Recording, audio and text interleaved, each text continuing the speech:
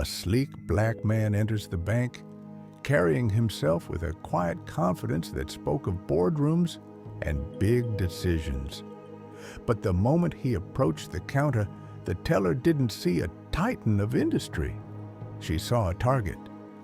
"This line is for account holders only," she said, her voice dripping with condescension.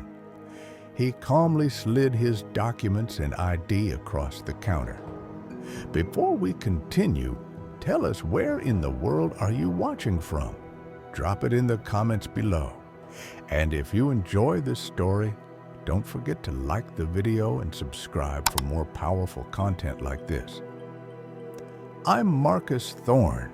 I'm here to finalize a wire transfer authorization." She barely glanced at the ID before snatching it. Her lip curled in a sneer. She held it for a second, then flicked it with her wrist, sending it clattering to the cold marble floor. A collective gasp rippled through the lobby. Phones paused. Eyes widened. The man named Marcus knelt, picked up his ID without a word, but the look in his eyes was a fire being contained. Two security guards moved in, nudging him toward the exit. "You heard her," one of them chuckled. "Time to go." The teller laughed with a co-worker, her voice loud enough for him to hear. Probably thought he could cash a welfare check. What they couldn't possibly know was that Marcus Thorne wasn't there for a small transaction. He was the founder and CEO of Ethereum Dynamics, a fintech empire valued at over $2 billion. He was there to sign off on a $2.3 billion partnership that would make this very bank his company's primary financial institution. Standing outside on the pavement, humiliated but unbroken, he looked at the bank's logo. He gave a slow, deliberate nod. Then he pulled out his phone, his thumb hovering over the screen. One action was about to speak louder than any argument ever could.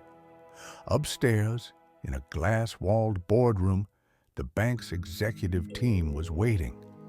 An email alert chimed on the director's laptop. The subject line was simple: partnership termination. The message was even simpler: Ethereum Dynamics will be taking its business elsewhere. We consider this matter closed, effective immediately. Confusion turned to chaos. Phones were dialed frantically. A moment later, the branch manager sprinted down to the lobby, his face pale with panic. Mr. Thorne, please, there's been a terrible misunderstanding." He found Marcus by the door, about to leave. "She's new. She doesn't represent us. We can fix this." Marcus turned, his calmness more unnerving than any shouting match. "When you show someone who you are," he said, his voice low and steady, "believe them." He didn't raise his voice. He didn't need to. He simply turned and walked away, leaving the manager standing in stunned silence. The consequences were immediate and brutal. The bank's stock tumbled as news of the failed partnership leaked. The hashtag #BankingWhileBlack trended for days, with Marcus's story at the center. The teller was fired, her face plastered across news articles as a symbol of casual bigotry. The CEO issued a public apology, but Marcus never responded. 2 weeks later, Ethereum Dynamics announced a new $4 billion partnership with a rising black-owned competitor.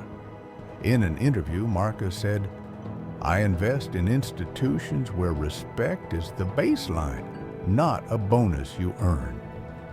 The loudest statements are often made in silence.